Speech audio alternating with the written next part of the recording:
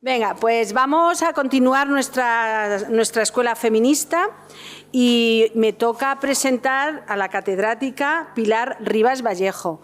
Cuando me pasaron el currículum de Pilar, es un currículum resumido, entonces cuando yo ayer por la tarde me lo empecé a preparar, dije, madre mía. Bueno, pues nada, os lo voy a presentar así las ideas fundamentales. Como primero elemento fundamental para presentar, es catedrática de la Universidad de Barcelona y es catedrática en Derecho del Trabajo y de la Seguridad Social.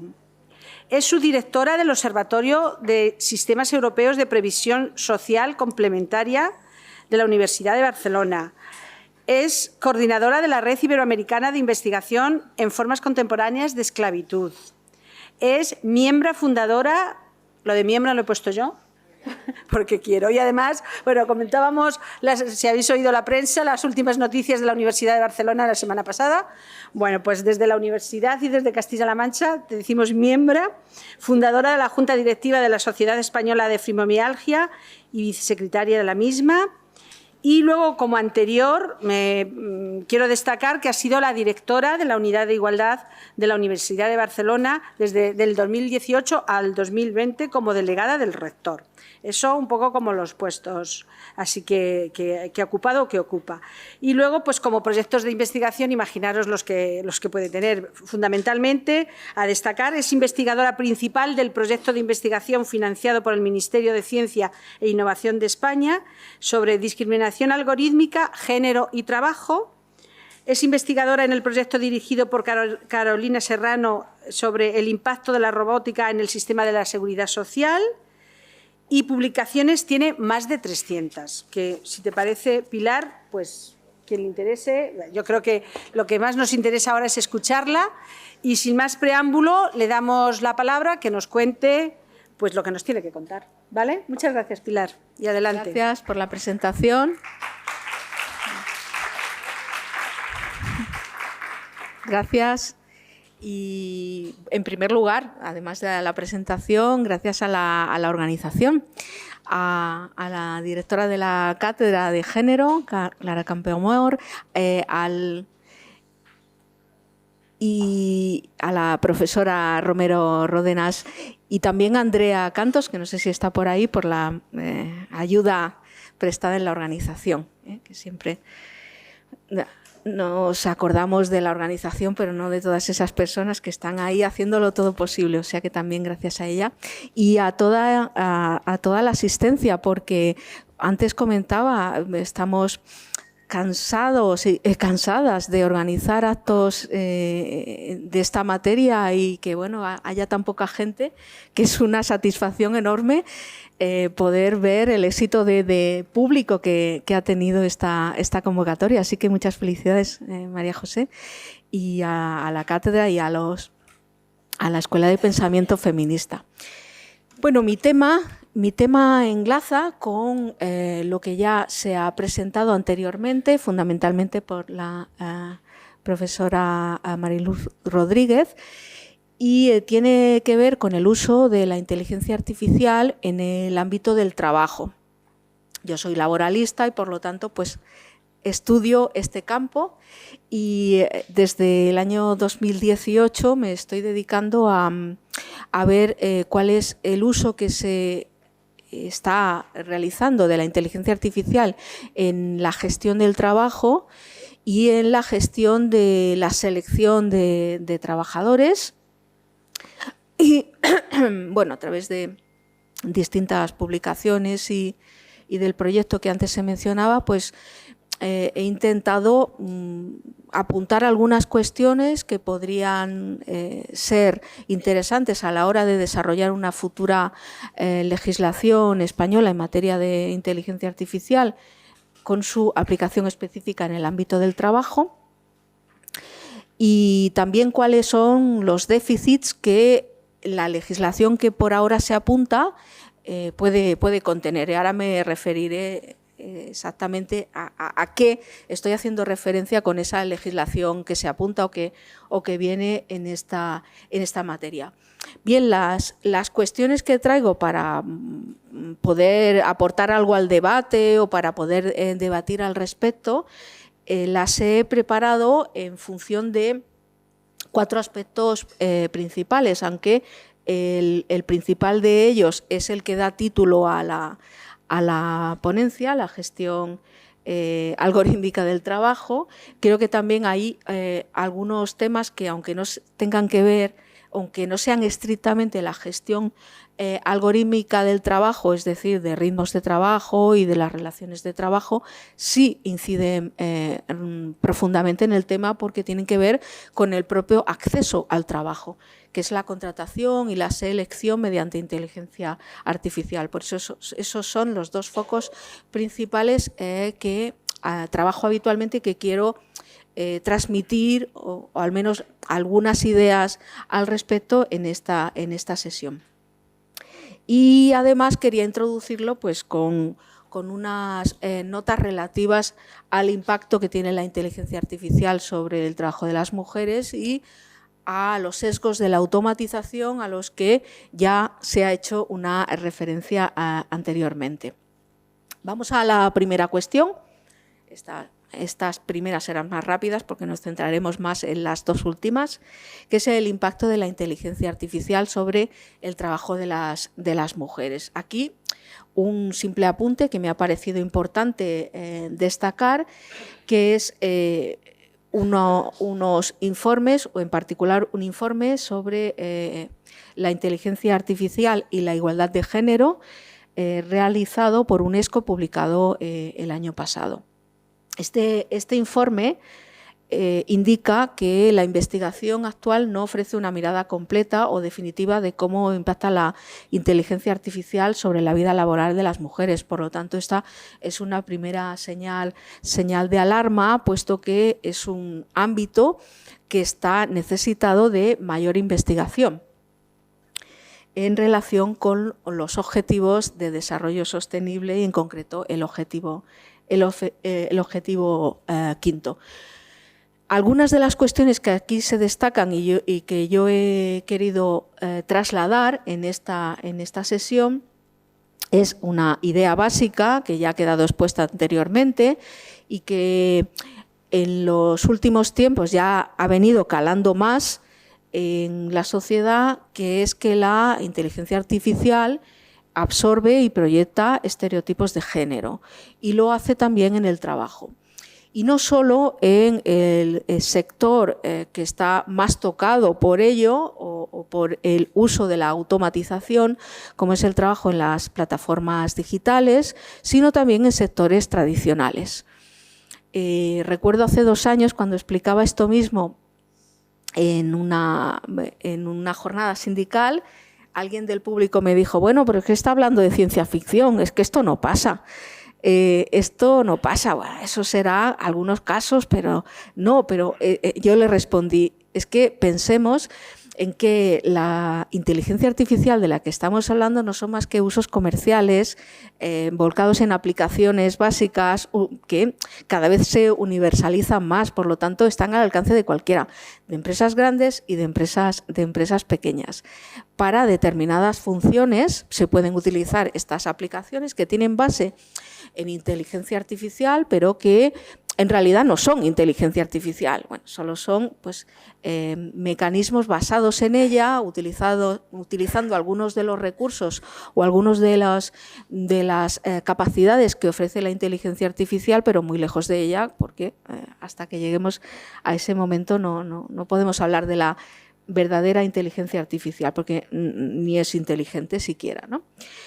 En ese ámbito pues hablamos de una segregación laboral, ya se ha hablado mucho también últimamente de brecha digital, pero esa brecha digital también tiene un elemento a destacar, y es que muchos de los trabajos que se ofertan, especialmente cuando hablamos de público más joven,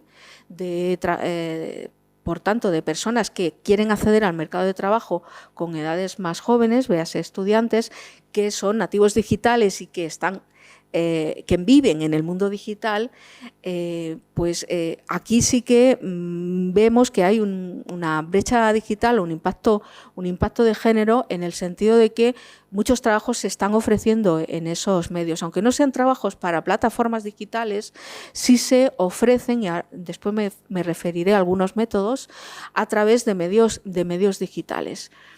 Medios digitales que pueden seleccionar el público o el target al que se dirigen, y por lo tanto que pueden provocar esa segregación.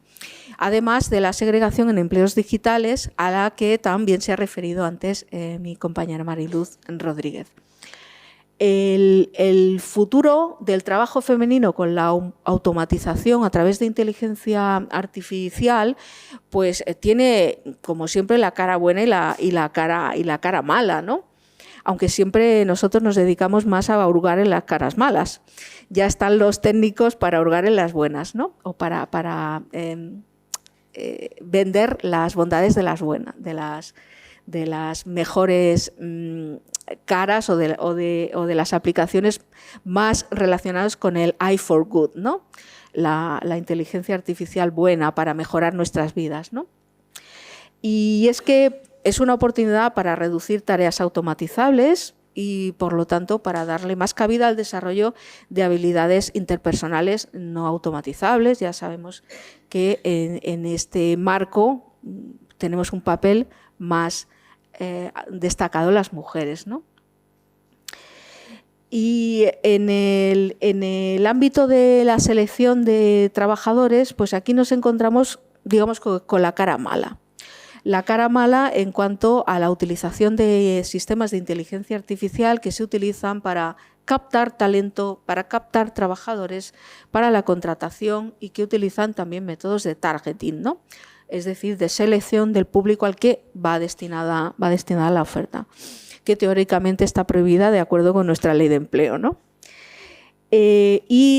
Finalmente también destaca este informe de la UNESCO el tratamiento laboral de las mujeres en cuanto a estatus, tratamiento, oportunidades laborales y brecha digital. Bueno, en este sentido, en cuanto a la presencia en el ámbito de los trabajos digitales de las mujeres, antes se refería Mariluz a los trabajos de mejor o de mayor reconocimiento, ¿no? De programadoras, diseñadoras, desarrolladoras, etcétera. Pero hay un elemento que me gustaría destacar porque tiene que ver también con los datos masivos que se utilizan para alimentar los algoritmos, para alimentar los sistemas de inteligencia artificial, y es que esos sistemas, aunque estén automatizados, requieren de la intervención de personas físicas que hagan el trabajo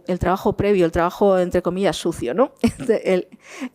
Lo peor o lo menos reconocido, que es etiquetar los datos.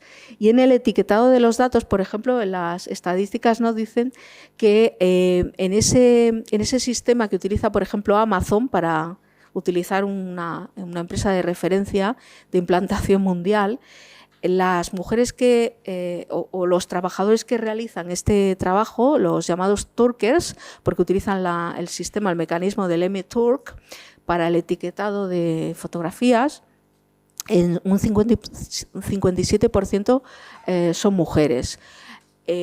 Esto ocurre también, no tengo datos exactos que trasladar, por eso no los he puesto, en cuanto a el etiquetado de datos en general fuera del sistema de Amazon, a los llamados datistas.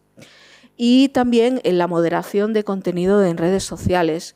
Son trabajos todos ellos caracterizados por un mismo rasgo, que es la precariedad.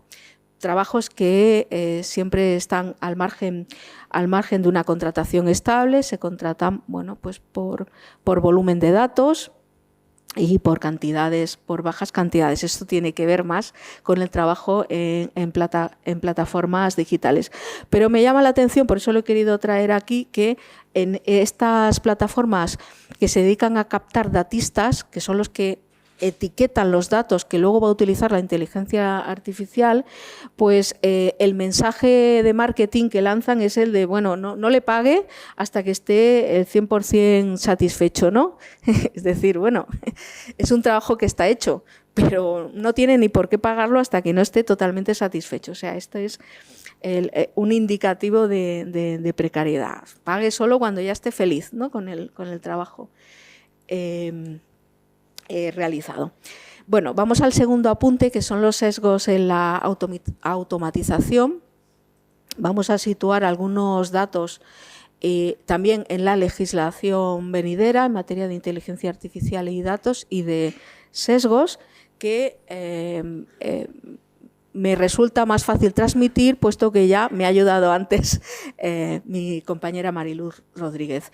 Bueno, tenemos ahora mismo un reglamento con su correspondiente ley española, un reglamento de la Unión Europea en materia de protección de datos personales. Todo el mundo pues más o menos está familiarizado con esta parte de la legislación.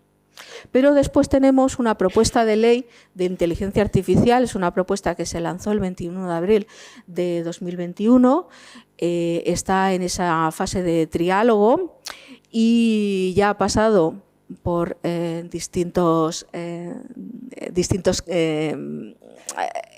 debates y además cuenta con un texto que ya se aprobó, se consensuó a falta de la última parte del debate el 14 de junio pasado, que ha introducido bastantes enmiendas relevantes hasta el punto de introducir más categorías de sistemas que pueden ser excluidos del uso común o del uso habitual.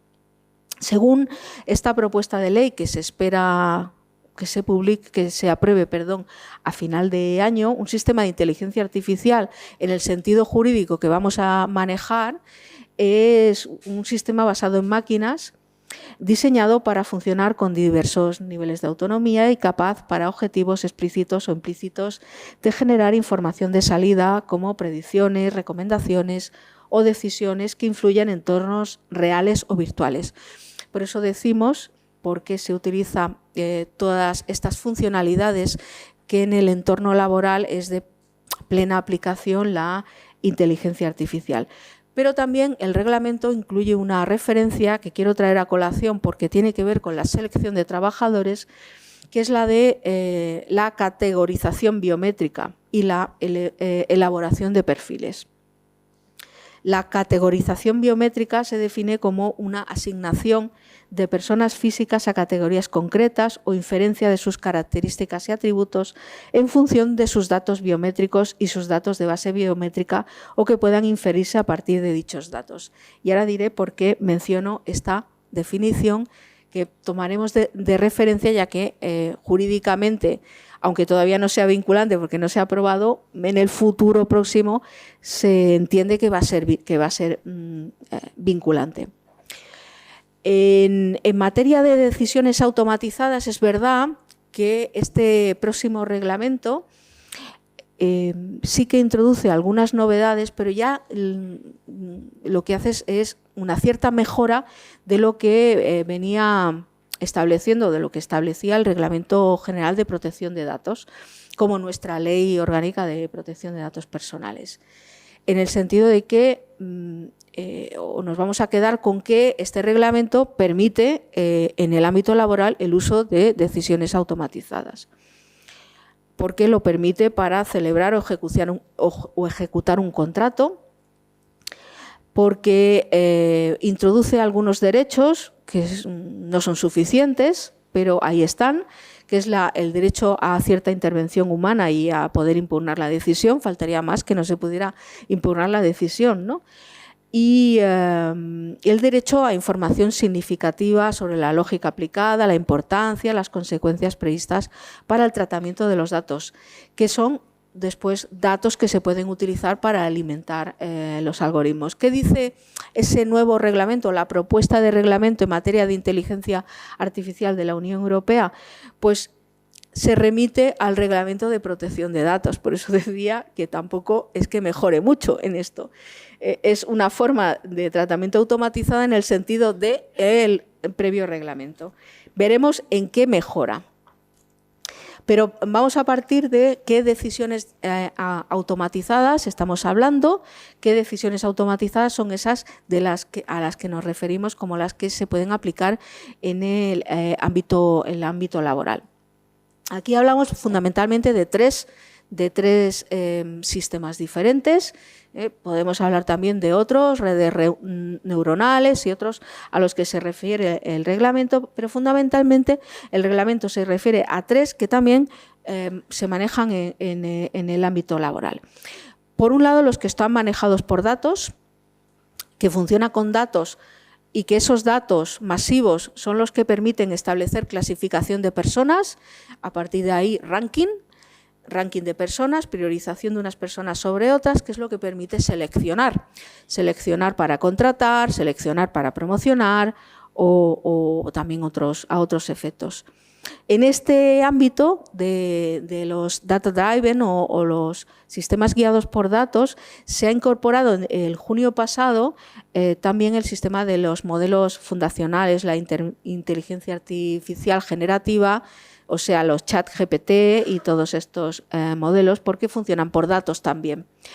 Y junto a este tenemos los de código, los code-driven, que son los que se simplifican en el sentido de que no usan datos masivos, sino que aquí lo básico es la programación de la secuencia de órdenes, que no es otra cosa, el algoritmo no es otra cosa que una secuencia de órdenes a la que se vuelcan, por ejemplo, una legislación como es la legislación en materia de subsidios o de prestaciones o de beneficios públicos, donde el sistema tiene que decir si cumple o no cumple los requisitos. Y finalmente el sistema de reconocimiento de emociones, que utiliza datos biométricos y datos de base biométrica y que se están utilizando para seleccionar personas. Dicho esto, ¿cuál es cuál? Pues el sistema de código es, como ya he explicado, es un sistema más fácil de entender, digamos, porque no está guiado por datos masivos, solo necesita decir si la persona cumple o no cumple con los requisitos. Por ejemplo, este es el sistema que se utiliza para el bono social eléctrico, que se basa en el algoritmo Bosco. Cualquier otro sistema de prestaciones en las que se impongan unas condiciones, unos requisitos a cumplir, el sistema puede decidir quién los cumple y quién no los cumple, simplemente dándole esta orden. Es un sistema de código. ¿Puede discriminar este sistema? Pues sí, siempre que esa discriminación se introduzca, digamos, de manera directa en el diseño del modelo, en el diseño del algoritmo. ¿Dónde estará? Pues en la secuencia de órdenes, la discriminación. La secuencia de órdenes o en el código fuente. ¿Es susceptible de discriminar? Sí.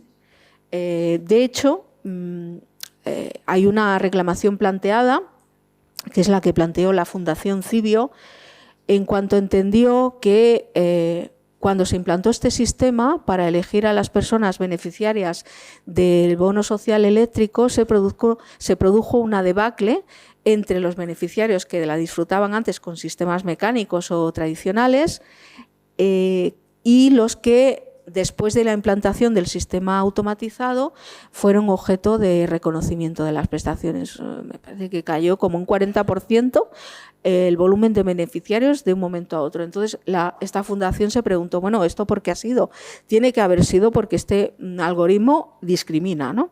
Y a raíz de eso plantearon una reclamación en la que no vamos a entrar, pero simplemente quiero traerla a colación para destacar que realmente es la única de la que tengo conocimiento que se haya planteado litigar directamente contra el algoritmo y su aplicación o sus efectos discriminatorios. Es un pleito que todavía no ha terminado porque ya ha pasado por por distintas fases y hubo una decisión del Juzgado Central de lo Contencioso Administrativo que desestimó la demanda porque lo que quería la Fundación era conocer el código fuente, conocer la secuencia de órdenes del algoritmo. Las respuestas previas de la Administración, la respuesta del Centro Criptológico Nacional, fue que aquí había un problema de seguridad porque es un sistema para decidir quiénes reciben o no prestaciones públicas. Y por lo tanto había implicaciones no solo de propiedad intelectual. Hago paréntesis, la ley de propiedad intelectual tiene una excepción precisamente aplicable en el ámbito del trabajo para cuando la reclamación tiene que ver con una cuestión relativa a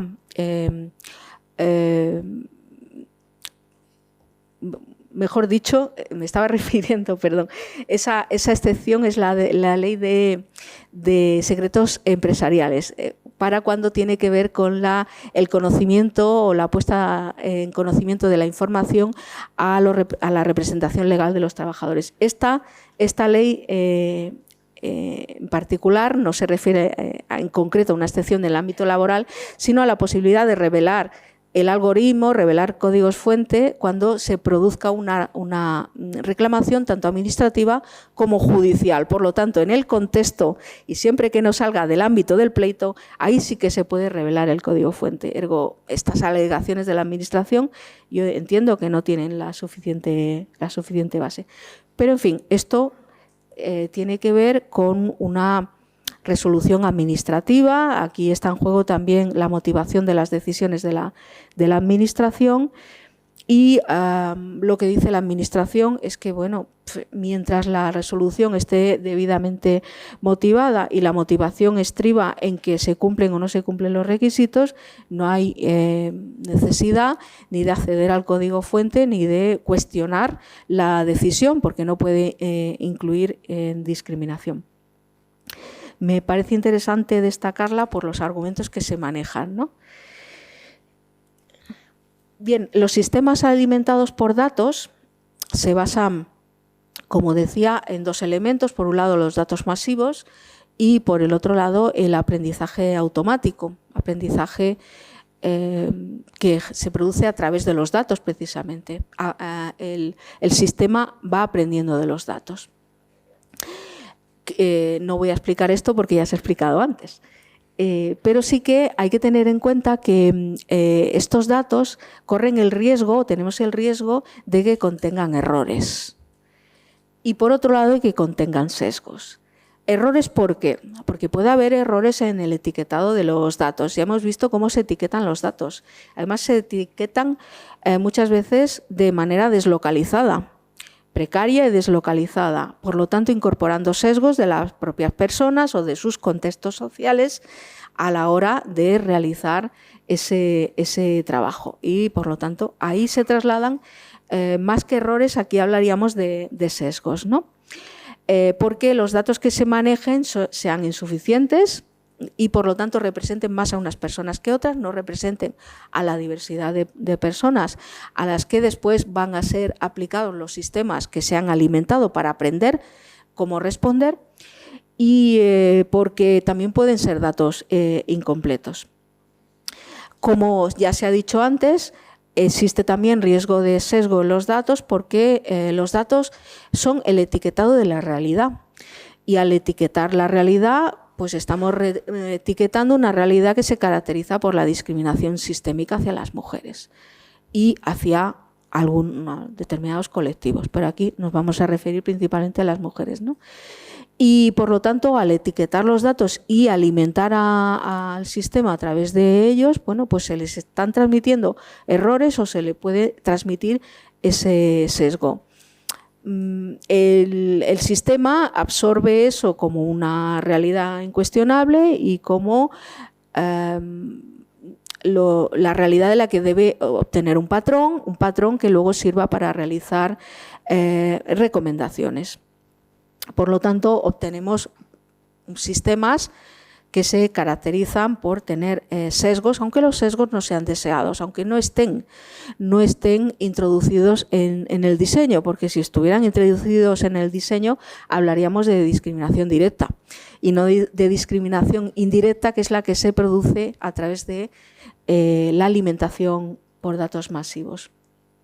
Bueno, el sistema de reconocimiento de emociones es un sistema que afortunadamente parece que no va a ser de aplicación en el ámbito laboral una vez que se apruebe el reglamento de inteligencia artificial en la Unión Europea, porque lo ha caracterizado como un sistema inaceptable en términos generales y sirve para reconocimiento de emociones y de gestos, rasgos, de los que extraer un perfil, de los que extraer conclusiones relativas a la persona, es decir, con los que poder hacer perfilación.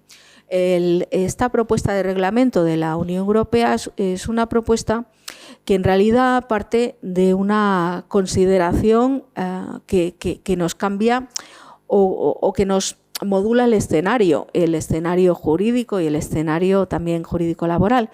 Y es que el reglamento admite el uso de estos modelos en ámbitos como el ámbito laboral.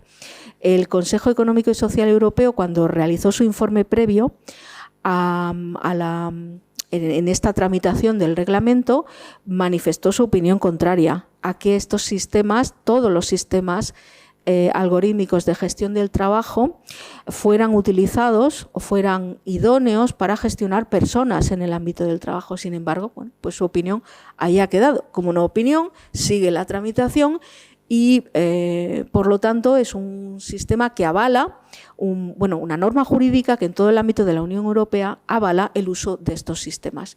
Pero lo que hace es establecer un nivel de riesgos, que es tan peligroso que no debería usarse, que es peligroso pero que hay que usar con cautela, y que no es nada peligroso y que con unas mínimas cautelas ya tenemos bastante, ¿no? El sistema de reconocimiento de emociones está en el primer nivel. No enteramente, porque hay una posibilidad de uso que es la que se refiere a la autentificación de personas para el acceso, por ejemplo, a centros de trabajo. Esa no parece estar excluida en el reglamento, el futuro reglamento de la Unión Europea, pero si se usa para perfilar, para establecer perfiles, parece que sí. Por lo tanto, por ahí, digamos que estaremos salvados, ¿no? Estaremos salvados de que no se utilice en el ámbito laboral. Pero por ahora, se están utilizando. Se están utilizando en entrevistas de selección y también en gestión de personal. En este caso hablamos de acceso al centro de trabajo y control horario. Esta segunda modalidad o esta segunda aplicación sí que parece que va a seguir avalada por la normativa de la Unión Europea, a salvo de lo que se haga en la legislación española, porque es verdad que el reglamento dice que en el ámbito laboral será aplicable esa norma o las reglas que contiene el reglamento, a salvo de que las legislaciones nacionales dispongan algo más beneficioso. Así que a este nuevo gobierno que está a punto de nacer, pues ya le dirigimos la solicitud, ¿no? De que mejore o que restrinja el uso de determinadas utilidades de inteligencia artificial en el ámbito laboral.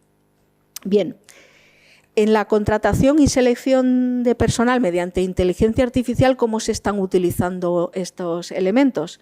Pues hablamos, por un lado, de búsqueda de empleo y de selección automatizada, y por otro lado veremos qué impacto tiene sobre el derecho a la igualdad y la no discriminación. Es que me he girado porque no sabía si era mi teléfono, ¿no? El uso de estos sistemas de inteligencia artificial. Bueno, vamos al principio. ¿Qué hay y a qué debemos temer, ¿no? La OCDE en el documento, OCDE y UNESCO en el documento al que me refería antes, habla de distintas aplicaciones en el ámbito laboral, aplicaciones en el ámbito general que nosotros traemos o incluimos en el marco de las relaciones laborales. Aquí hablamos de reconocimiento de personas, biometría, categorización y clasificación de personas, también de predicción, usar conductas previas existentes para predecir resultados futuros de personas, personalización, hablamos de perfilación de personas y aprendizaje para adaptación de resultados, interacción para motorizar interacciones entre máquinas y humanos, en algunas ocasiones en el ámbito del trabajo, sustituyendo las relaciones más personales, incluso la comunicación con la dirección de la empresa, por sistemas automatizados como los de chatbot que, como sabemos, al estar automatizados, pues se rigen por parámetros generales y no conocen de excepciones. Por lo tanto, cuando nos salimos de lo general ya no sabe responder y la comunicación se corta, ¿no? La optimización, este es un elemento muy importante en el ámbito laboral. La optimización, la búsqueda de la solución óptima entre costes y objetivos buscados, y las estructuras de razonamiento que consisten o que permiten inferir nuevos resultados mediante modelos, modelización y simulaciones. Bien, vamos a los sesgos de género que podemos encontrar en búsquedas de empleo y selección de trabajadores. Yo aquí hablo de dos ámbitos distintos, siempre hablamos en términos generales, no de plataformas digitales, sino de sectores tradicionales y plataformas. Ahí hablamos del empleo en general. Hablamos de ofertas de empleos digitales por un lado y de selección automatizada por el otro. Vamos a la primera cuestión, tiene que ver con la focalización o el llamado targeting en la búsqueda del empleo, es decir, el lenguaje utilizado en las descripciones de empleo o el mensaje lanzado o los ámbitos donde se lanzan las ofertas de empleo que pueden estar segmentados de una manera personalizada. Son conocidos los casos en los que en Facebook se ofrecía trabajo solo para hombres, directamente se rechazaba a las mujeres y otros casos son los que llamamos las visualizaciones de ofertas en lookalike, como en las plataformas de venta comercial, ¿no? Si te ha gustado una cosa, te tiene que gustar esta otra, ¿no? Entonces, son sistemas que segmentan y deciden a quién le van a ofrecer el empleo. Ahí hay un problema, un riesgo de sesgo importante. En el ámbito de la selección automatizada, en cuanto que se pueden utilizar dos modelos o dos sistemas que en realidad se podrían utilizar combinadamente, porque tienen que ver con dos fases del proceso de selección diferentes. El sistema de criba a través de inteligencia artificial que utiliza aprendizaje profundo y los sistemas de roboentrevista que aplican sistemas biométricos. Hay que recordar que tenemos una ley de empleo que se aprobó este año, pero que curiosamente, aunque se aprobara este año, no incluyó referencia a la inteligencia artificial más que aquella que utiliza la propia administración. La que utiliza la administración, el artículo 17, es el llamado algoritmo Senda, que es el que define el itinerario curricular en función de las características de la persona. Este sistema se ofreció como un sistema testado a prueba de sesgos, pero es verdad que lo mismo ocurrió en Austria con su sistema, con su agencia de empleo público, donde se aplicó previamente un sistema que fue objeto de críticas, de observación y de críticas, en cuanto que se apreció un sesgo de género en el sentido de que se ofrecía o se estableció una clasificación de personas con oportunidades de empleo en función de determinadas características, y eso determinaba que la persona tuviera más o menos oportunidad de encontrar un empleo. ¿Quiénes eran las que estaban abajo en ese ranking establecido por este sistema? Pues las mujeres de determinada geografía, las mujeres con hijos, las mujeres con familia. Por lo tanto, es un sistema que es verdad que reflejaba la realidad, pero que a su vez, ofrecido como un sistema automatizado de recomendación, pues puede provocar también problemas como la desmotivación, ¿no?, para buscar empleo, ¿no? Los sistemas automatizados predictivos se están utilizando en muchas empresas que cuentan con modelos concretos. Yo traigo aquí a colación dos y aquí abro paréntesis porque, como ya se criticó hace unos años, todos estos modelos en los que hay una inteligencia que sirve al cliente curiosamente siempre son figuras femeninas, ¿no? Siempre se representan con cara de mujer. Son artificiales, pero aparecen con cara de mujer.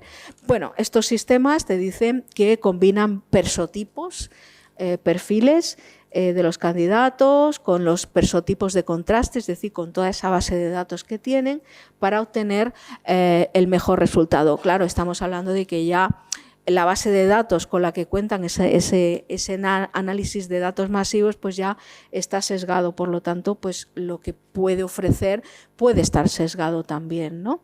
Que se puede dessesgar, sí, pero eso requiere otro tratamiento al que se refiere pues la ética de la inteligencia artificial, algunos proyectos, iniciativas, etcétera. Pero los que vemos que se utilizan no podemos tener seguridad alguna de que han pasado por esos filtros y por ese contraste, ¿no? Por ese sistema de gestión de riesgos al que se refiere el reglamento de la Unión Europea, porque establece la obligación de aplicar sistemas de gestión de riesgos para valorar el posible impacto, el impacto discriminatorio que pueda tener el modelo de inteligencia artificial que se pretende utilizar o comercializar, etcétera. Y además, pues, qué sistemas se pueden aplicar para mitigarlos.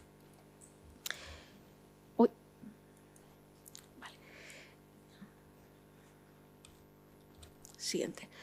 Bueno, en la focalización de ofertas de empleo, visualizando ofertas según rasgos, pues se alimentan también de la información que los propios usuarios proporcionan, utilizan datos de conducta, por ejemplo, los clics, los likes, todo esto, y a partir de ahí deciden a quién le van a ofrecer. A quién le van a ofrecer el empleo, a quién le van a permitir visualizar la oferta, de manera que no siempre se visualiza por cualquier persona, sino solo en función de esa previa conducta.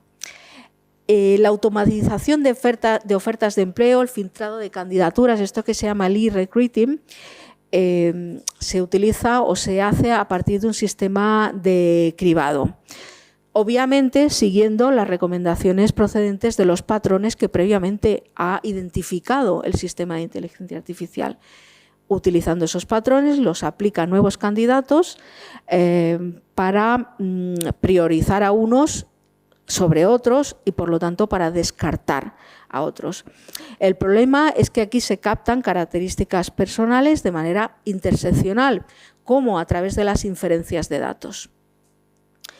Es decir, aunque incluso se utilicen datos anonimizados en cuanto a la identidad de la persona, se pueden obtener por valores de aproximación, como antes se decía, por valores de aproximación, otros datos que cruzados, interseccionando entre ellos, nos ofrezcan una identificación de la persona y acaben pues, incluso discriminando.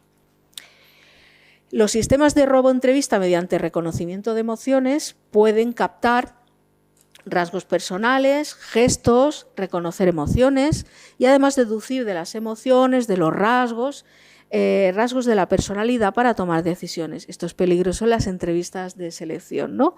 Porque si es verdad que esto ya se puede producir con humanos, cuando las entrevistas de selección son con humanos, los humanos no tenemos tanta capacidad como para hacer tantas inferencias de tantos gestos y de las emociones que pueda captar un sistema que ya está entrenado para esto, ¿no? Por lo tanto, este sistema capta y extrae muchas más conclusiones que la observación pues, de la persona responsable de recursos humanos. A partir de ahí puede extraer unas conclusiones de las que deducir una recomendación de selección o de no selección, de contratación o de no contratación. Usan técnicas de psicometría, de psicogenia, análisis del lenguaje, análisis del comportamiento. Una persona muy experta en todos estos sistemas, con mucha experiencia, a lo mejor podría hacer algo parecido, pero estos sistemas entrenados con millones de datos son más eficaces y más rápidos, ¿no? y pueden captar valores de aproximación mucho más fácil que cualquier persona, ¿no? ¿Qué impacto tiene sobre el derecho a la igualdad y la no discriminación? Que no se haya dicho ya. Por ejemplo, la entrevista automatizada puede neutralizar el derecho a mentir en una entrevista de selección, porque el sistema de reconocimiento de emociones puede captar que estás mintiendo, ya lo sabe la policía con el sistema de Veripol, pero también puede captar cualquier signo, cualquier gesto, cualquier emoción que se traslade cuando se formulan determinadas preguntas. Véase, ¿tiene usted hijos? Y bueno, esas preguntas que no se pueden hacer en las entrevistas de selección, pero que el sistema puede hacer de otra manera, podría obtener de otra manera. No tiene usted hijos, cosa que no se puede preguntar, pero sí, puesto que se hacen también pruebas de destreza, pruebas de respuesta o para valorar la capacidad resolutiva de la persona, se puede extraer el dato. Se puede anticipar posibles comportamientos que no sean deseados por la empresa. Podemos imaginar en una entrevista de este tipo, captando todo tipo de reacciones, pues un perfil sindicalista o de otra naturaleza que no pueda ser interesante para la empresa, ¿no? Y también neutraliza el currículum vitae anónimo, porque aunque el currículum esté anonimizado, estos sistemas permiten extraer por valores de aproximación, por proxies, otros elementos que permitan identificar rasgos o cuestiones interesantes para decidir si se contrata o no se contrata a las personas. El problema que tiene frente a los mecanismos tradicionales, que también pueden estar sesgados y también pueden incurrir en este tipo de discriminaciones, obviamente, como ha pasado toda la vida. De hecho, los sistemas captan lo que ha pasado toda la vida y por eso están sesgados. Es que la reacción de las personas cuando se enfrentan a estos sistemas es diferente, porque, en primer lugar, les transmite confianza.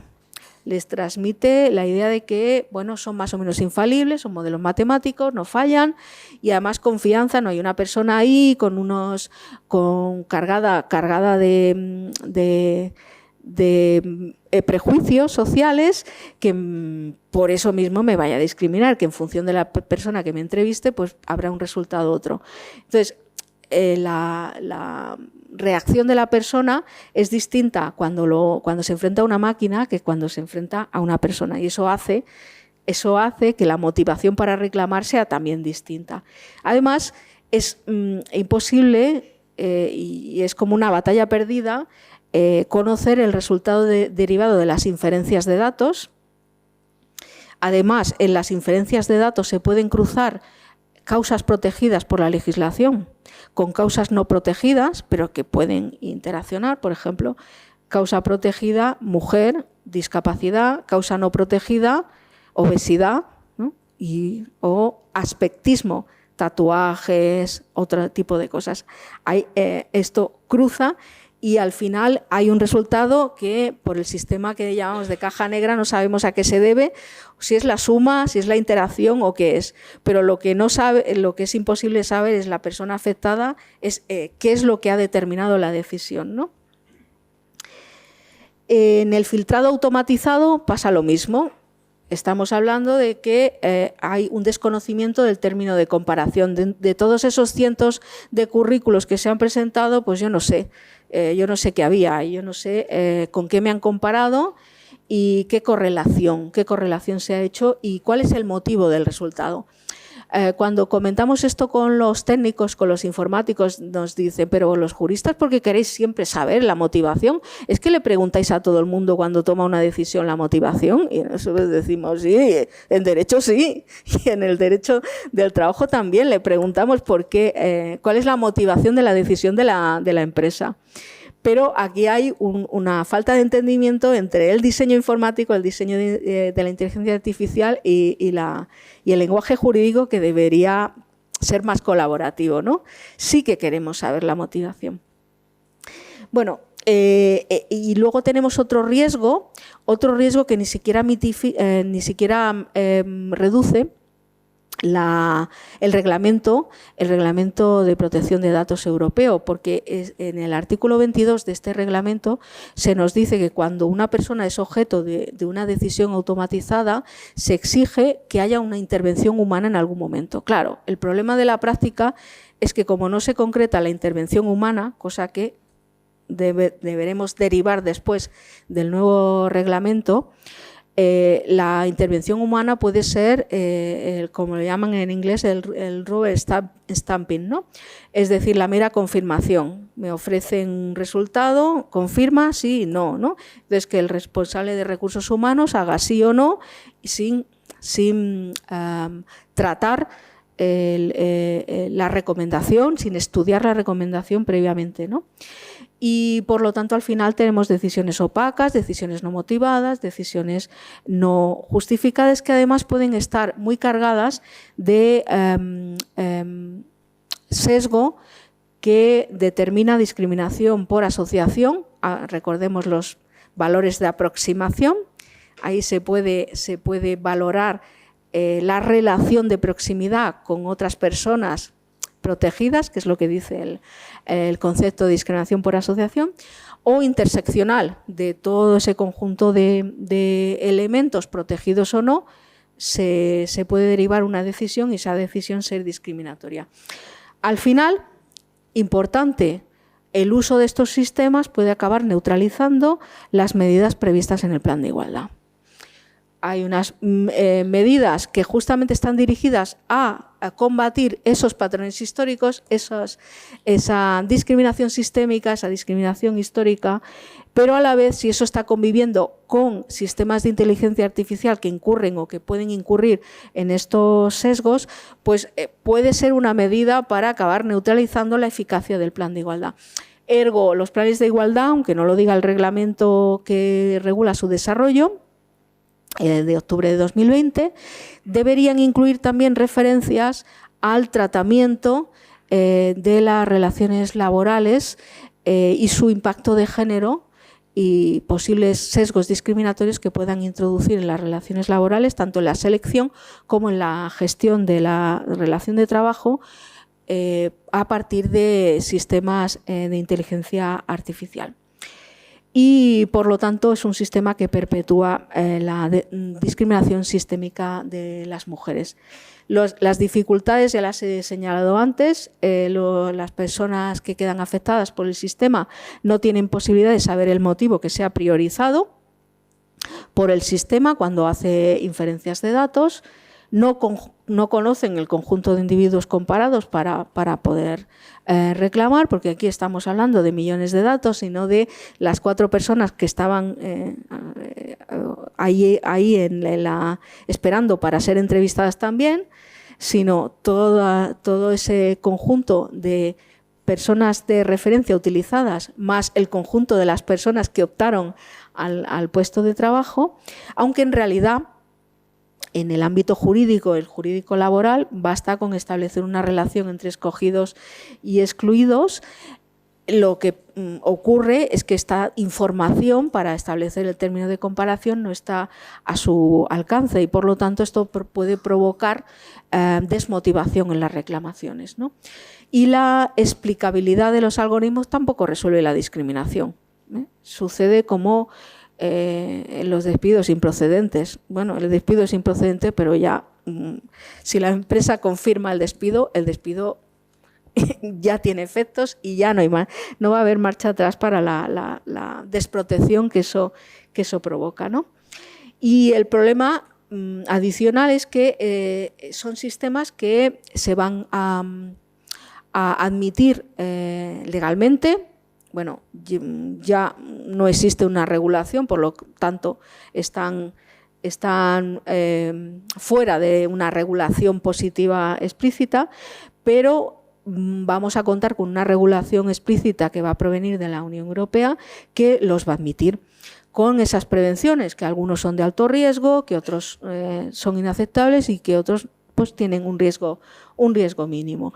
Pero en definitiva hay un problema que tampoco resuelve el reglamento porque no se refiere a la discriminación más que en la aplicación de un sistema de riesgos que intente mitigar el riesgo y que incluso pueda prever la imposibilidad de comercializar o de poner en uso un sistema que pueda provocar, que se haya testeado, que pueda provocar discriminación, pero ¿y si no se detecta, ¿no? El reglamento no prevé ninguna otra solución en cuanto a la discriminación o al impacto que puedan tener en materia de igualdad. Bien. ¿Existe una regulación? Pues como ya he dicho, bueno, pues esa regulación muy deficiente, una futura ley de inteligencia artificial en la Unión Europea que permite los algoritmos de control, que permite los algoritmos de selección y que no va a permitir los sistemas de reconocimiento de emociones. Aquí ya tenemos algo ganado, estos no, pero los otros dos sí. Y en materia de resoluciones judiciales, pues tampoco no tenemos nada, porque las pocas resoluciones que tenemos son de sistemas que sí que pueden después estar conectadas con un sistema de inteligencia artificial, pero que en sí mismas no lo son, porque son se refieren pues a sistemas de geolocalización o también al sistema de tratamiento de datos biométricos para el acceso al trabajo, es decir, la huella digital o el reconocimiento para entrar al trabajo. Es lo poco que tenemos. Hay algunas sentencias fuera de España. Se podría diseñar, y esto ya sería un desideratum, ¿no? Se podría diseñar herramientas para luchar contra la discriminación dentro del ámbito de esta llamada I for Good. Pues existen algunas ya técnicas de mitigación de sesgos, técnicas en el ámbito de la inteligencia artificial, hay herramientas de detección de discurso de odio, pero no existen, por ejemplo, podría ser una buena idea, quizás, no sé lo que opinan, pues una herramienta de detección de sesgos y patrones históricos, es decir, en lugar de una herramienta o un sistema de aprendizaje profundo que saque conclusiones de patrones históricos, que detecte sesgos, que detecte discriminaciones. Sería útil para elaborar un plan de igualdad, ¿no? Una herramienta de definición de patrones de diversidad también sería muy útil para elaborar planes de igualdad. La gestión de las relaciones de trabajo por inteligencia artificial están utilizando mecanismos o herramientas, muchas guiadas por apps, por aplicaciones, para valorar personas, para controlar y hacer seguimiento, para valorar mediante puntuaciones, y todas ellas, en cierta medida o en buena medida, pueden tener impacto de género. Bueno, creo que me voy a saltar las estadísticas porque no sé cuánto tiempo tenemos, pero así no lo consumo. Si quieren la presentación la pueden tener disponible porque está colgada en un enlace que he facilitado a la organización. Bueno, todos los sistemas de gestión del trabajo y de gestión de trabajadores en el ámbito de las relaciones laborales persiguen la optimización. Y la optimización del rendimiento, la optimización de los costes, y esto siempre significa flexibilidad para las empresas. Desde el punto de vista de los trabajadores y, por lo tanto, si analizamos el impacto de género, reduce la flexibilidad de los trabajadores porque controla, establece o calcula de manera tan exhaustiva la dedicación a cada tarea y el tiempo que hay que dedicar entre tarea y tarea, ya no solo de descanso, sino los tiempos entre tarea y tarea, que evidentemente proporciona mucha flexibilidad a las empresas, pero de esta manera de facto y no legal nos encontramos con que están provocando un problema de reducción de flexibilidad hacia los propios trabajadores. Los sistemas utilizados, el Workplace Analytics y el People Analytics, hacen análisis descriptivos, análisis predictivos y análisis prescriptivos. Es decir, analizan patrones históricos, hacen predicciones y hacen recomendaciones en función de esas predicciones. Sirven para medir tiempos de ejecución de tareas, los tiempos entre las tareas, sirven para monitorizar los movimientos y para efectuar seguimientos, y a partir de ahí se obtienen también patrones de comportamiento. Sirven para monitorizar el uso de ordenadores, las llamadas, el uso de redes sociales. Todas estas mediciones son descriptivas, pero a partir de ahí se obtienen unos datos que sirven para patronizar o para realizar patrones de comportamiento. Y esos patrones de comportamiento sirven para predecir. Y sirven para predecir incluso bajas por enfermedad, ausencias, etc. Y este es el nicho que aprovechan algunas empresas que están comercializando sistemas de software, aplicaciones para la gestión del trabajo, para la gestión de los ritmos de trabajo y la gestión del tiempo de trabajo. Por otro lado, se utilizan también para alimentar esos sistemas automatizados las puntuaciones de clientes o los usuarios como modo de valorar el tiempo realizado, el rendimiento. Se pueden utilizar los wearables, o sea, las pulseras de actividad, etcétera, para control de tiempos y de salud. De hecho, en Amazon, en los almacenes logísticos, utilizan estas pulseras y saben qué tiempo tarda cada trabajador en ir por el almacén hasta el lugar de destino para recoger o dejar un paquete, el tiempo entre tarea y tarea. Y luego también pueden utilizar geolocalización para calcular el cumplimiento de tareas y de rendimientos. Por eso hay todas estas empresas que están vendiendo aplicaciones de lo que llaman Workforce Management, gestión de la fuerza de trabajo.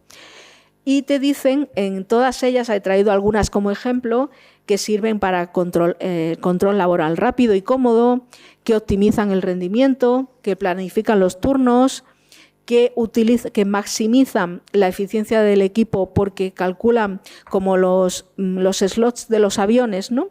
Calculan cada tarea, el tiempo, cómo encajar unas y otras para no desperdiciar absolutamente nada de tiempo.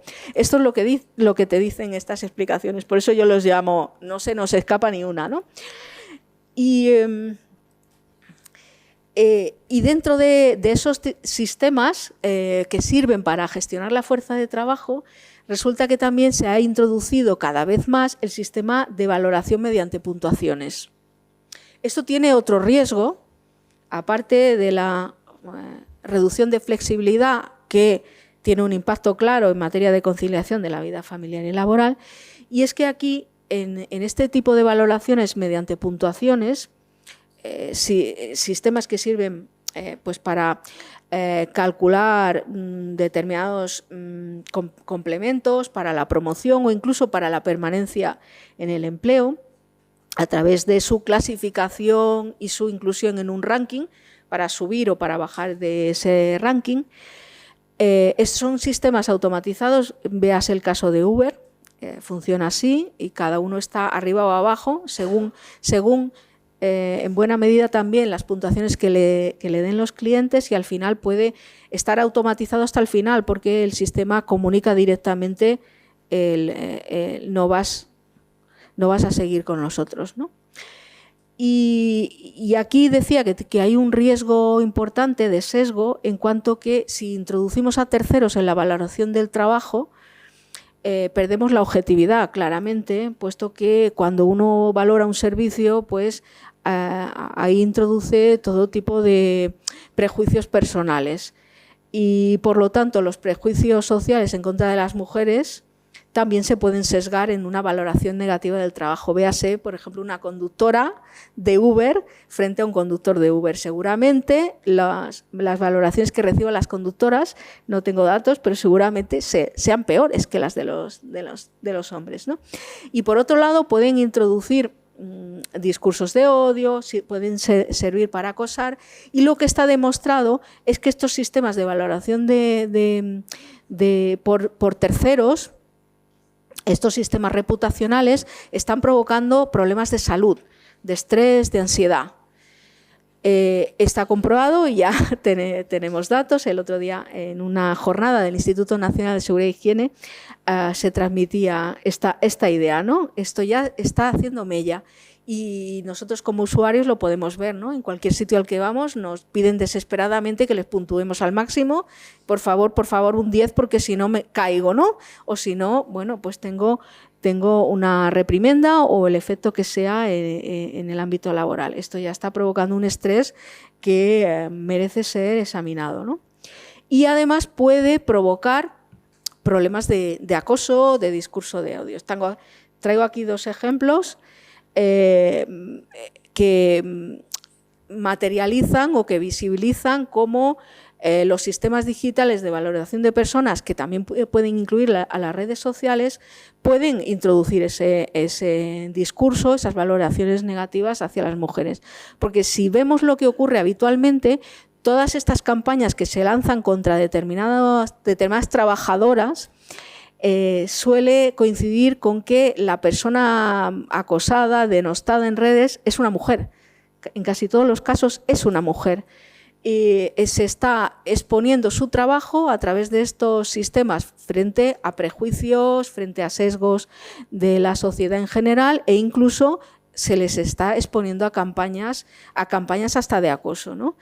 Dos ejemplos: el caso de este verano del Lidl, de aquella trabajadora del Lidl que se dirigió a una persona como señor y ésta se quejó por transfobia, etcétera. Bueno, pues ahí se montó una campaña contra ella. O esta otra que dijo, bueno, pues en algún momento dijo que era simpatizante de Vox o algo similar, y bueno, se le lanzó otra campaña, pero la campaña no era contra las ideas, sino contra la persona. Contra la persona, bueno, esta empresa debe despedir a esta persona. Siempre las campañas son: empresa, eche a esta persona, que suelen ser mujeres. Bueno, en definitiva, el impacto de los métodos reputacionales permite filtrar esos discursos de odio, la valoración del trabajo por terceros, en Internet, en redes, y eso tiene un impacto de género claro, ¿no? Y por otro lado, los ritmos de trabajo automatizados pueden provocar discriminación hacia las mujeres, también hacia cualquier persona con discapacidad, sea mujer o no, porque siempre esos patrones de medición se hacen de manera estándar, no diversos, de manera estándar, respondiendo a unos patrones que suelen ser androcéntricos y que además no tienen en cuenta variaciones en el modelo, variaciones como necesidades personales o incluso hasta los propios tiempos de atención a necesidades fisiológicas se olvidan, ¿no? No es lo mismo para un caso que para el otro, ¿no? Y la intervención humana acaba siendo mínima en estos casos. Veremos si el reglamento ayuda a mejorar que la intervención sea significativa y no sea mínima, que sea determinante de la decisión, que realice un examen real de la decisión. Este es un ejemplo que tiene que ver con lo que acabo de decir, con esa manera de estandarizar el cómputo de las tareas y el cómputo de los tiempos entre tareas, esos slots que se calculan con esos sistemas automatizados. Es una reclamación que se ha realizado, una demanda que se ha realizado en el mayo pasado de trabajadoras de Amazon en Estados Unidos contra la empresa. Justamente se habla de trato degradante, habrán oído hablar de todos estos problemas que derivan del cálculo tan exhaustivo de los tiempos, de la vigilancia incluso con cámaras dentro del interior de los vehículos de reparto, de repartidores de Amazon, que les impide hacer pausas para satisfacer sus necesidades fisiológicas. Bueno, Pues aquí, en esta demanda, un colectivo de trabajadores reclaman contra la empresa por trato inhumano. Pero además, porque tienen cámaras instaladas dentro del vehículo para ver que no se distraen en absoluto, ni lo más mínimo, pero es interesante esta demanda, veremos cómo la resuelven, porque justamente lo que alegan también, junto al trato inhumano, es el sesgo de género y además entienden que hay una discriminación por razón de sexo, porque al estandarizar tanto los tiempos dedicados a cada tarea que no les permiten la mínima distracción entre una y otra, y en este caso entre una entrega y otra, pues resulta que las mujeres que necesitan acudir a baños no pueden hacer sus necesidades como hacen ellos en bolsas de caca de perro y en botellas. Es lo que ellos dicen en la demanda, ¿eh? Esto ya no es ninguna noticia buscada en Internet, es que lo dicen en la demanda, ¿no? Que tienen que hacerlo ahí. Pues claro, ellas resultan discriminadas, resultan perjudicadas, además su valoración dentro de la empresa a todos los efectos económicos, de promoción, etcétera, pues también es más negativa que la de los hombres, porque ellas, claro, evidentemente tienen que acudir a un baño público. No hablemos de ciertos días del mes, ¿no? Donde es impepinable que van a dedicar más tiempo. Bueno, pues veremos a qué alcanza. Aquí no conozco ningún caso, aunque rectifico, conozco un caso en el que se planteó algo parecido contra una plataforma de reparto por una cuestión similar, donde justamente hablamos de que aportaran esta perspectiva de género, y luego la encontramos aquí en una demanda posterior de mayo, porque la que yo digo de Barcelona es anterior. Bueno, no hay doctrina judicial porque solo tiene que ver con elementos que pueden conectarse con sistemas de inteligencia artificial, geolocalización, tratamiento de datos biométricos. Si a alguien le interesa, les dejo aquí los datos en la presentación. Pero sí que hay temas de interés que deberían llegar a los tribunales, como el acoso a través de las redes sociales o de los sistemas de valoración de puntuación que se derivan a terceros, a clientes, la falta de prevención frente a eso. Curiosamente, el convenio 190 de la OIT sobre violencia y acoso en el trabajo se refiere a TICs, pero no se refiere a inteligencia artificial, y no son la misma cosa. La inteligencia artificial no aparece citada en el convenio contra la violencia en el trabajo. Y tampoco hay demandas, pero debería haberlas, ¿no?, sobre discriminación por razón de sexo en plataformas de reparto, no para declarar la laboralidad, no a otros efectos que las ha habido, sino en materia de discriminación por razón de sexo, por la medición estandarizada que perjudica claramente a las mujeres y los sistemas de control que perjudica claramente a las mujeres. Hay doctrina comparada, pero creo que no hay tiempo ya de verla. Hay otros casos donde sí que se ha planteado litigar contra el sistema de inteligencia artificial utilizado por la empresa. Solo cito el caso de Uber, donde los trabajadores vieron que como resultado de la aplicación de la inteligencia artificial, eso derivaba en unos resultados, en unas puntuaciones que al final los expulsaba del sistema, y querían saber por qué. Ellos reclamaron, tuvieron que ir al Tribunal de Ámsterdam, porque está ahí la sede, y pidieron saber el algoritmo, entrar al algoritmo. Bueno, la demanda fue desestimada, pero por razones procesales, porque la empresa alegó que había habido una mínima intervención, había habido una intervención humana, porque previamente había habido una decisión de un comité de riesgos. Claro, pero la decisión del comité de riesgos podría ser ver el listado de recomendaciones y decir sí a todas, ¿no? Pero ahí quedó. Les desestimaron la demanda. Y, por ejemplo, en Bolonia sí que se ha sometido se ha demandado al respecto, alegando la discriminación provocada por el uso de algoritmos. Y es en esa sentencia del Tribunal de Bolonia de 31 de diciembre de 2020 sí que se afirmó claramente que el algoritmo incurre en discriminaciones porque no respetaba la diversidad.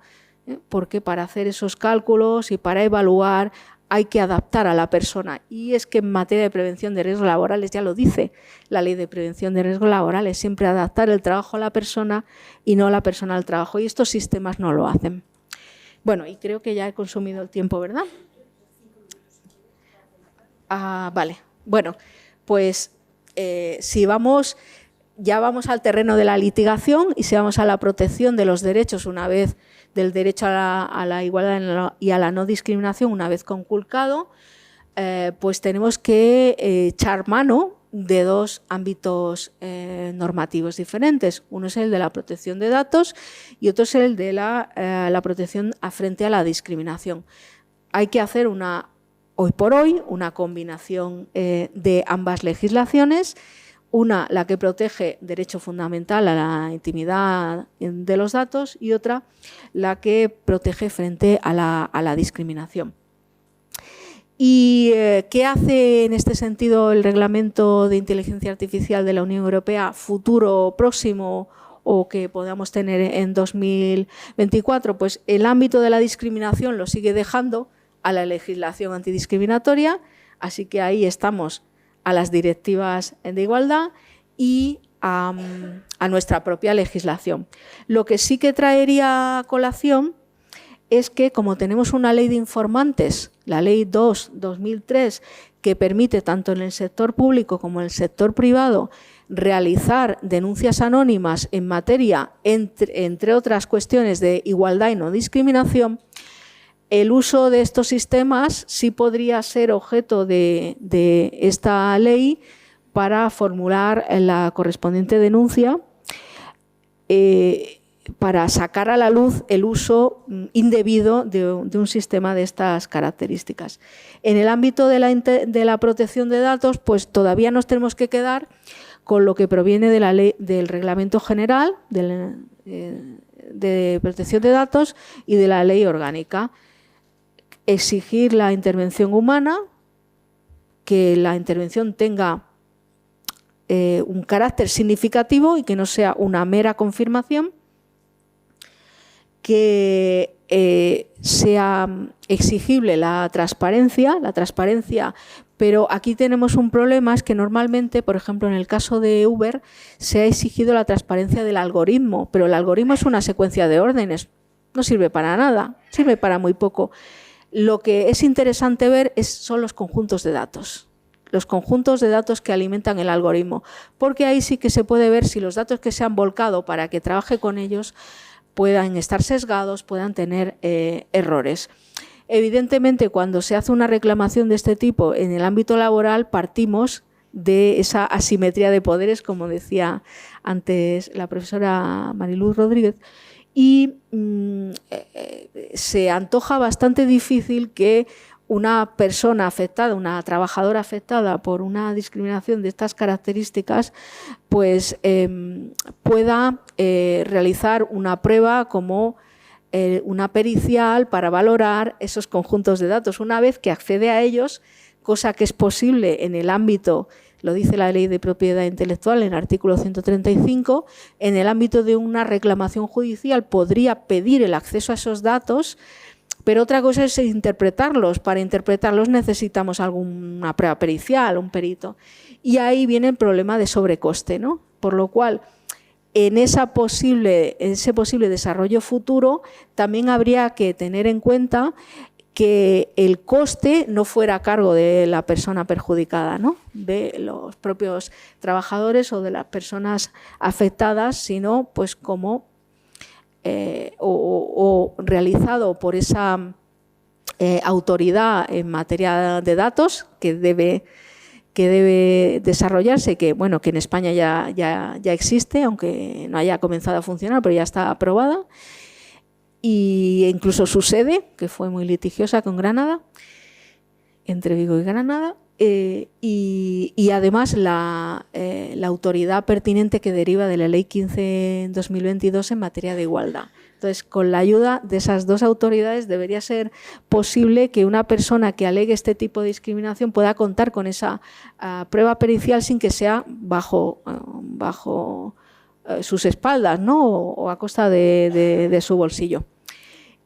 Porque eso es lo que le puede ayudar a identificar el sesgo en el pleito en cuestión. Aunque no nos olvidemos, al final lo que tiene que justificar la empresa es que su decisión es objetiva y razonable, aunque probablemente dirá que es objetiva y razonable porque se ha basado en un sistema objetivo y razonable. Ergo, volvemos al sistema de inteligencia artificial, que es lo que hay que examinar. No es tan objetiva y razonable porque, mire, aquí es donde está el sesgo.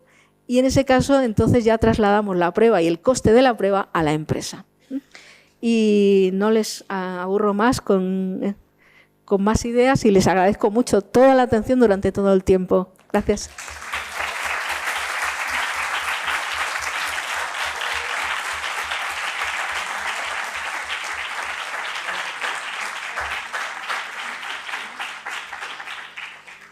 Bueno, pues está la cosa complicada, ¿eh? Perdón, creo que me he pasado de tiempo ahora que lo No, era hasta las 2, ¿no? A ver, ¿alguna pregunta?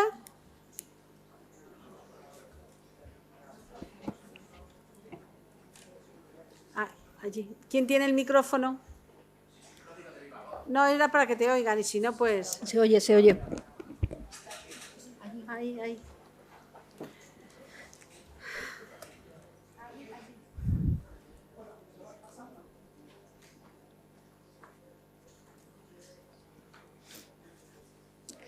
Sí, me resbala todo el tiempo. Me resbalo. Se me va.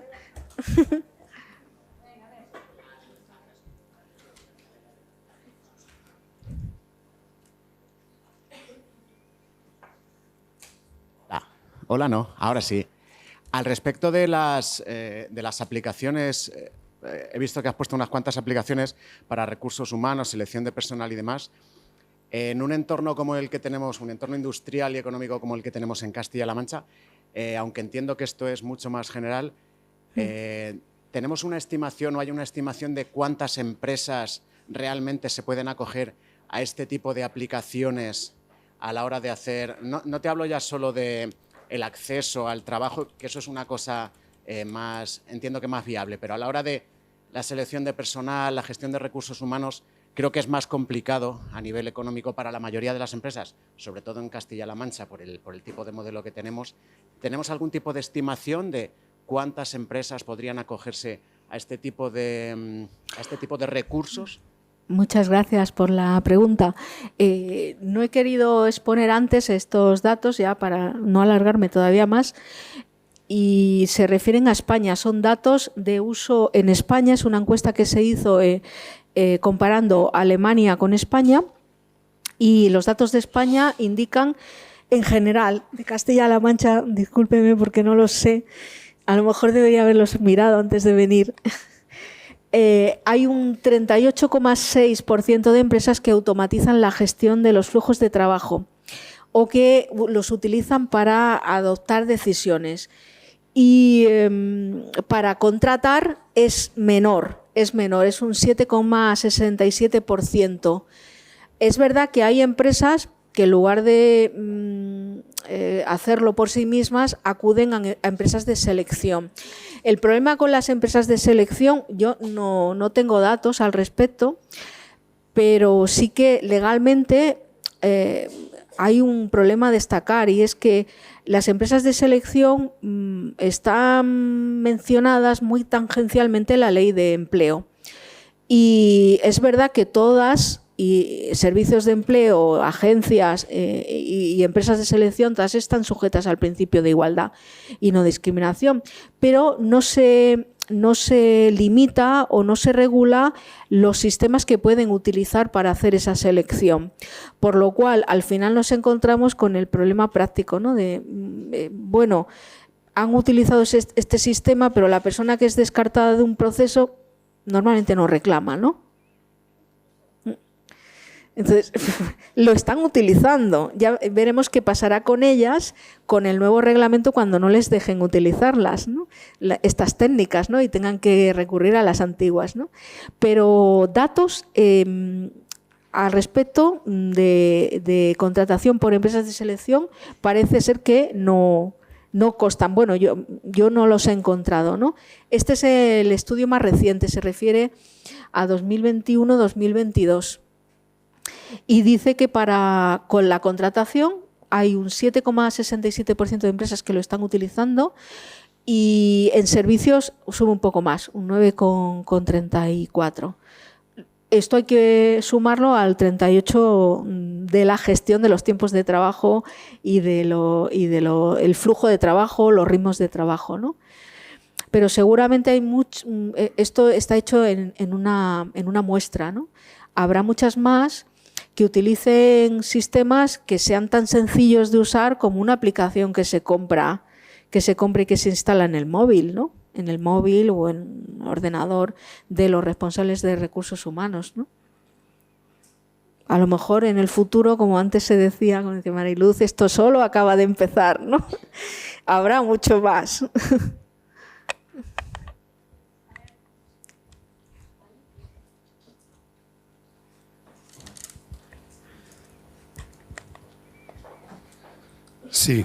Sí, hola, buenas tardes. Pues agradeciendo la jornada en sí y la ponencia, yo quería preguntar por las posibilidades que ve usted de romper, antes también lo planteaba Mariluz, el acceso al algoritmo. Y es, o accedemos al algoritmo o si no, lo demás es fe, es creencia. Es decir, a ti te pueden dar una secuenciación de datos, pero tú no tienes la posibilidad de testar contra el algoritmo si eso ocurre o no. De tal manera que solo te quedan dos caminos. Uno que es de vuelta, que es decir, ha ocurrido esto con estos datos, planteo vulneración de derechos fundamentales y que sea la empresa, entonces la empresa va a venir con este sistema, 3 peritos o peritas informáticos y va a decir, no, esto es súper objetivo, esto no mide variables. Claro, las variables objetivas, y voy a poner 2 ejemplos. Quiero decir, toda la vida hemos discutido, no sé, ¿qué se incluye en el absentismo? ¿Los permisos retribuidos por ejercicio de la libertad sindical? Pues muchas empresas lo incorporan al absentismo. ¿Cómo testo yo ese algoritmo? Y pongo otro ejemplo. En el tema de la hecho, perdone la interrupción, de hecho, estos modelos venden que controlan el absentismo mejor. Perdón por la... No, claro, pero quiero decir que esto, o yo tengo la posibilidad de ver qué hay al otro lado de las fórmulas informáticas, o si no, no veo nada, porque solo veo resultados e inferencias lógicas que me afirman, que yo no puedo testar. Y luego la otra cuestión que quería comentar es que es muy sencillo eludir esto. Y yo voy a contar un ejemplo, porque si no lo cuento, reviento. Estamos en todas las empresas que te dicen, no, es que esto por protección de datos a los 7 días se destruyen todos los datos. Pieza Tandem, BBVA, pieza número 9. Va el responsable de seguridad y dice, sí, yo cada 7 días lo destruyo. Bueno, envío un Excel a mi cliente, que es el BBVA, con toda la hoja de accesos, de entradas y registros y salida, de empleados y empleadas y de los que pasan por allí. Bueno, pues eso ha sido una práctica durante años que ha sido opaca a las representaciones sociales, a la inspección, a la Agencia de Protección de Datos y que ahora ha salido porque se están jugando ir a la cárcel. Si no, no hubiéramos conocido eso. Es decir, que el nivel de opacidad es ese. Estamos jugando contra eso. Gente que delinque de manera sistemática y que nosotros lo que nos dicen es, usted el algoritmo se lo tiene que creer. No, mire, yo no me lo puedo creer. Y con esto cierro porque no me quiero alargar. Cuando se produjo la crisis de las hipotecas, en los juzgados del Estado español nadie sabía cómo funcionaban las fórmulas. Todo el mundo hacía creencia en que la fórmula funcionaba correctamente. De hecho, con sinceridad, los letrados y letradas de las entidades financieras te decían, yo es que a mí esto me supera. Nosotros metemos los datos, le damos al botón y lo que sale, sale.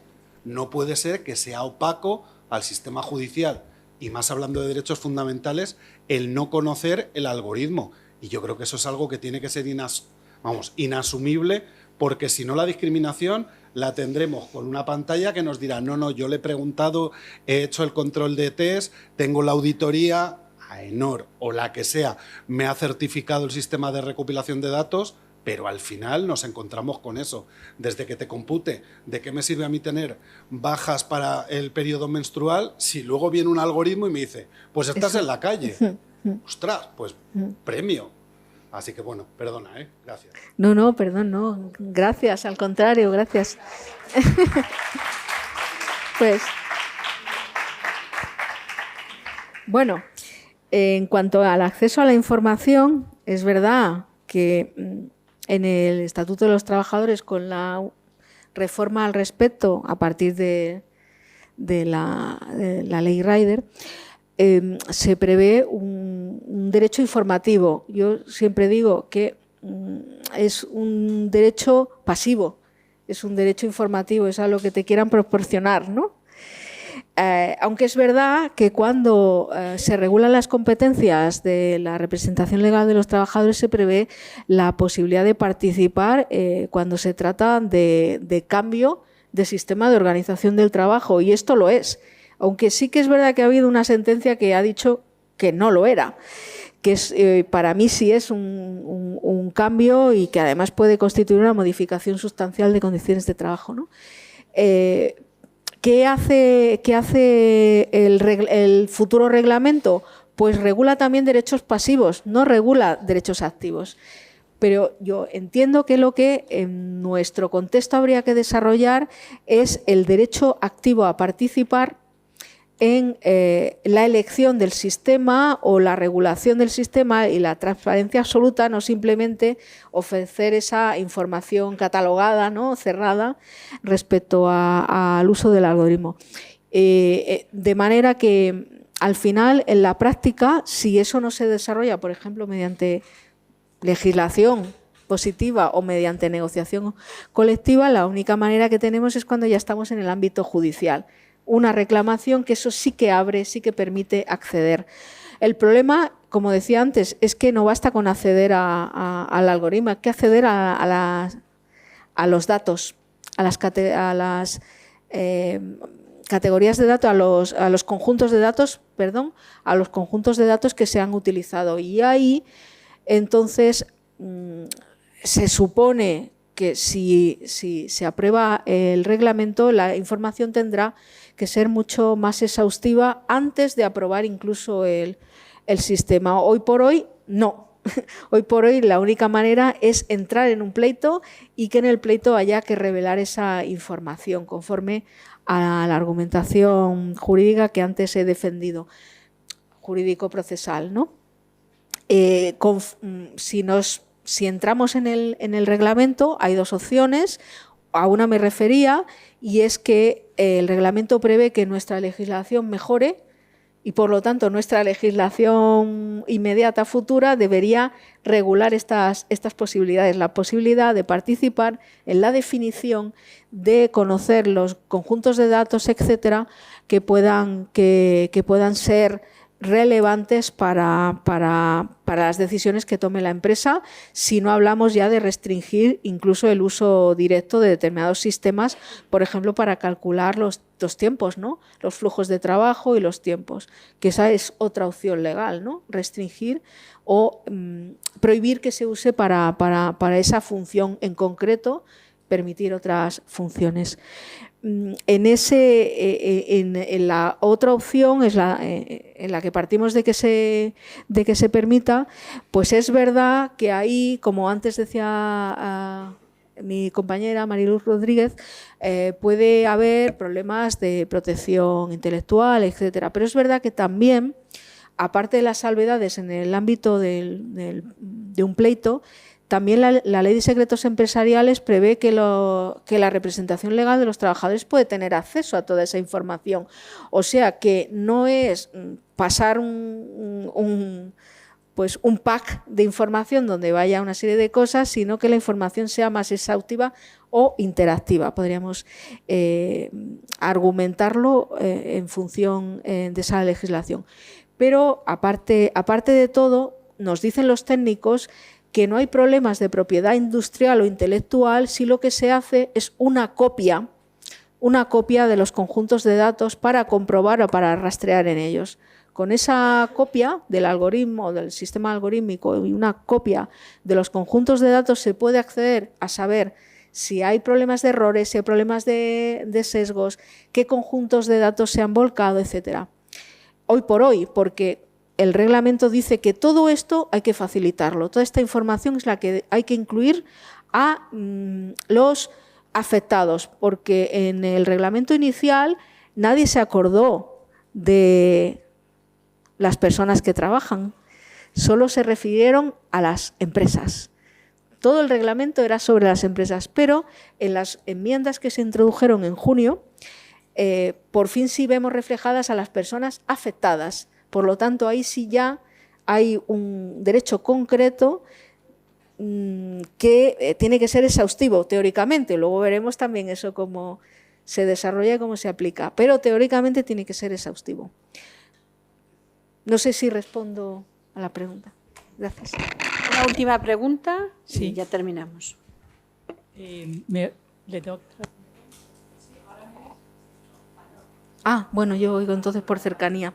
Enhorabuena, me ha parecido una presentación enorme, tan compleja que, bueno, preguntaría muchas cosas, pero me voy a centrar en una. Yo vengo del ámbito de la economía y entonces, bueno, entiendo que la economía española es una economía que no es de grandes empresas, sino de empresas pequeñas, que desde el punto de vista sectorial tiene mucha importancia el turismo y el turismo de bares pequeños, tal, la construcción, también empresas pequeñas.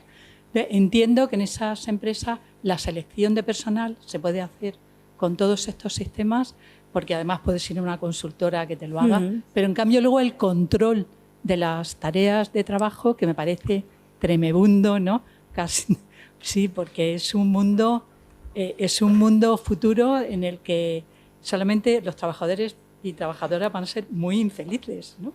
por todo esto, ¿no?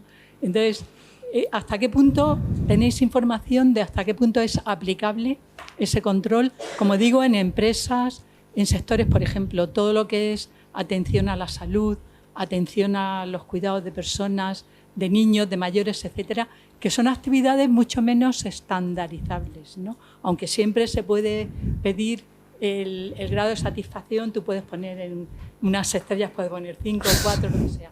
Eso nada más. Muchísimas gracias. Gracias. Sí, pues en cuanto al grado de satisfacción, yo sí que es una cuestión que la incluiría en los convenios colectivos a la hora de regular el cálculo de rendimiento, la valoración de los trabajadores, por favor, fuera ese sistema de valoración por terceros y por clientes, ¿no? Respecto de algunos sectores hay aplicaciones específicas. Por ejemplo, esta, la de Workforce, es para la hostelería, está diseñada para la hostelería. Y entonces dice, no pierda tiempo por las incidencias o los inconvenientes que le suponga la gestión, ¿no? de su personal, por imprevistos, etcétera. Controle todos los imprevistos. Claro, y además provoca una mayor flexibilidad laboral para las empresas en cuanto lo que calcula esto es incluso, pues si hay un hueco, ¿quién lo puede cubrir? Porque conoce las habilidades de todos los trabajadores, están previamente volcadas en la aplicación, ¿no? Y como conoce todo, sabe quién puede sustituir a cada persona que falla en cada momento. Entonces, no hay huecos. Esto es lo que dicen estos sistemas, por lo menos en sus campañas de marketing o cómo se publicitan en la web, ¿no? O sea, optimización máxima. Todo se cubre con todo el personal que hay. Además, dice, en sentido positivo, dicen que eliminan las horas extras porque, claro, hay una gestión tan eficiente que no se pierde tiempo de ningún modo y, por lo tanto, no son necesarias las horas extras. Pero todo se cubre también con el personal existente, ¿no? Con la polivalencia que genera la identificación de habilidades que previamente habrá hecho, ¿no? Y el problema, como comentaba al principio, ¿no? Que dicen, esto es solo para las grandes empresas que tienen, bueno, pues un departamento que va a hacer un diseño o van a elegir un diseño de este tipo. Pero si es que esto lo están fabricando, bueno, lo están produciendo y lo están comercializando con apps, con un coste pequeño. Entonces, aunque sean pequeñas empresas, pues si les va a suponer un ahorro de costes en determinada gestión, lo van a hacer, lo van a utilizar, ¿no? Y que se va a extender mucho más en el futuro, sí, pero bueno, para eso está la legislación también, ¿no? Para controlar qué se puede hacer o qué no. Por ejemplo, esto de las valoraciones. Dice el reglamento, en la propuesta de reglamento que está por aprobar, que la perfilación ya no va a ser posible. Pero bueno, las puntuaciones por cliente sí, porque eso está en el sistema que califica de alto riesgo, que son todos los sistemas que se utilizan para gestionar el trabajo.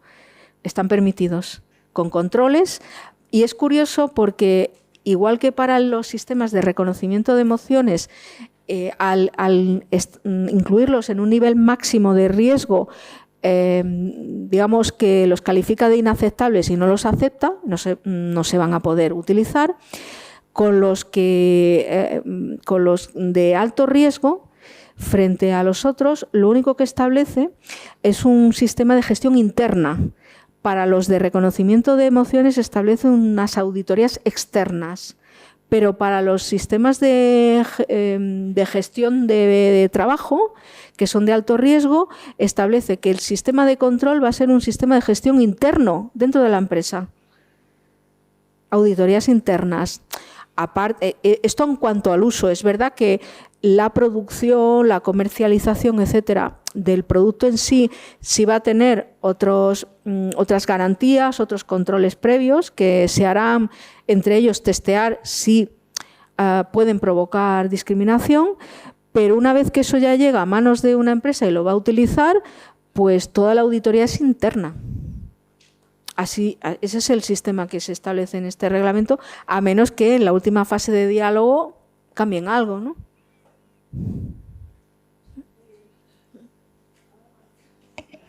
Volvemos a las 3:30, ¿vale?